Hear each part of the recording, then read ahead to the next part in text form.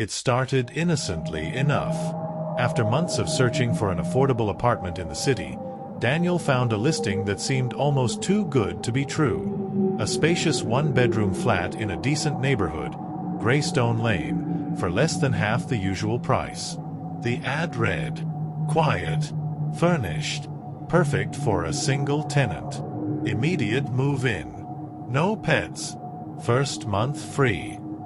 When Daniel called, the landlord, Mr. Callahan, sounded oddly formal, but polite. "It's available if you want it. I don't keep it listed long," he said. "Cash deposit preferred." Desperate to move out of his cramped roommate situation, Daniel signed the lease that weekend. By Monday morning, he had moved in. Chapter 2. Settling in. The apartment was surprisingly well kept. Old, yes, but clean, with tall windows that let in slats of pale light. Dust motes danced in the beams like tiny spirits. The building itself had a Gothic charm. Dark wood paneling, creaky stairs, and a musty scent that hinted at age rather than neglect. Daniel felt lucky. The first few nights were uneventful. He unpacked, stocked the fridge, and began planning his new life. He even started sketching again, something he hadn't done in years. But by the end of the first week, he noticed something strange. His bedroom mirror would fog over at night, even though there was no heat or steam. Small objects, keys, a lighter, a single sock, went missing, only to reappear hours later in odd places.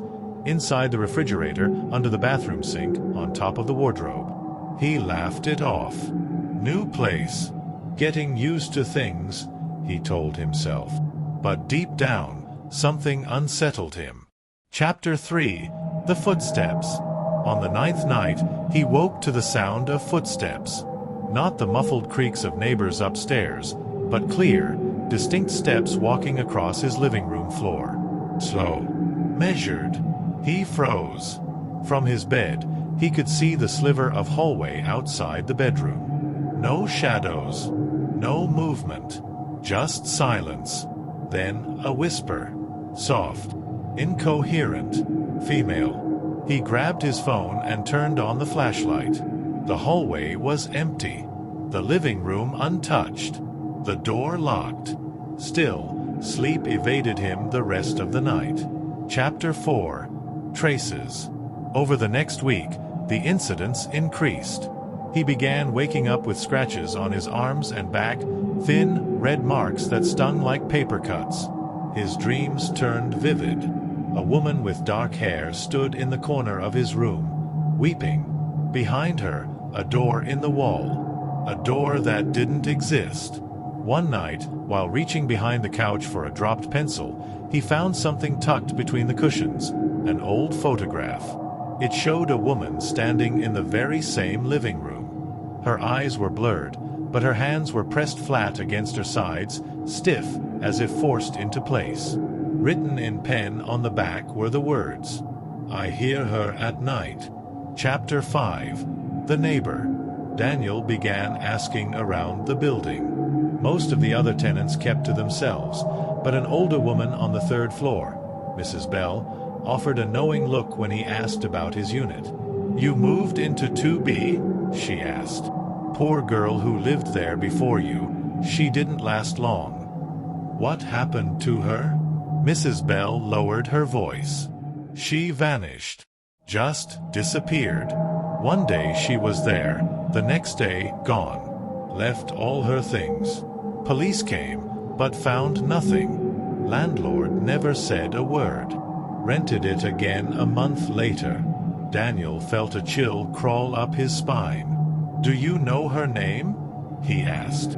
The woman nodded. "Elena. Elena Harper." Chapter 6. The Hidden Room. Daniel became obsessed with the name. He searched online. There was no missing person report, no social media, nothing. It was as if Elena Harper had never existed. The dreams intensified. The woman, Elena, he now believed, began speaking to him. "Find the door," she whispered. He began tapping on the walls of his apartment, knocking for hollow spaces, irregular sounds. Behind a tall bookshelf, he found one. It took hours to move the heavy furniture aside, but once he did, he discovered a faint outline of a sealed door. No knob, no hinges, but unmistakably a door.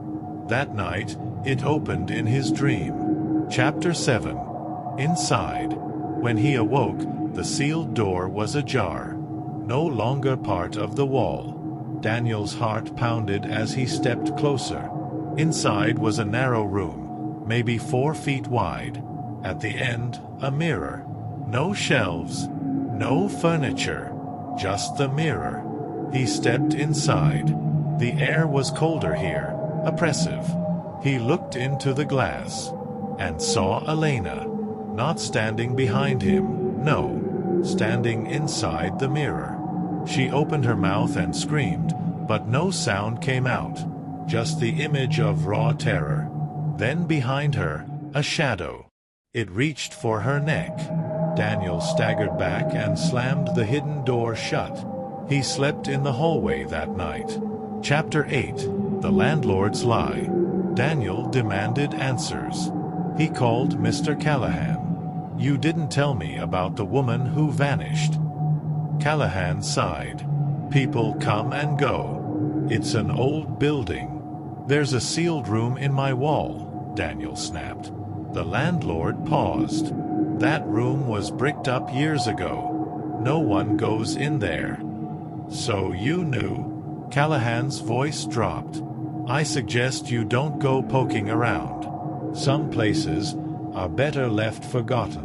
Then he hung up. Daniel called the police. They came, took a quick look, found nothing suspicious, and left. As they were leaving, one officer said quietly, "You're not the first to call us about that apartment." Chapter 9. Escalation. Whatever lived in that apartment was growing stronger. Lights flickered constantly. The water turned black for seconds at a time. A humming noise pulsed through the floorboards at night. And the mirror room, the sealed space, would not stay closed. Daniel covered the entrance with boards, nailed them down, even placed a crucifix against the wall. But every morning, it stood open. One night, he awoke to find himself standing in front of the mirror, hand pressed against the glass. He didn't remember getting out of bed. He could feel something on the other side. Watching. Waiting. Chapter 10. Escape. Daniel began packing. He didn't care about breaking the lease. He didn't care about the deposit. On his last night, he lit every candle he owned. Salted the windows and doors. He wasn't even sure why. It just felt right. At 3:03 a.m., the power went out. He stood in the dark, surrounded by shadows that seemed to breathe. From the mirror room, he heard her scream again, "Elena." He bolted, ran down the stairs, into the street, didn't stop until he was 3 blocks away. He never went back. Epilogue. A new start. Daniel moved to a smaller town. He found work at a local bookstore and rented a simple apartment above a cafe. But some nights, when the wind howls through the alleyways, he swears he hears footsteps in his hallway. He removed every mirror from his new home. He doesn't sleep well. And sometimes, just before dawn, he dreams of a door in the wall, cracking open. The end.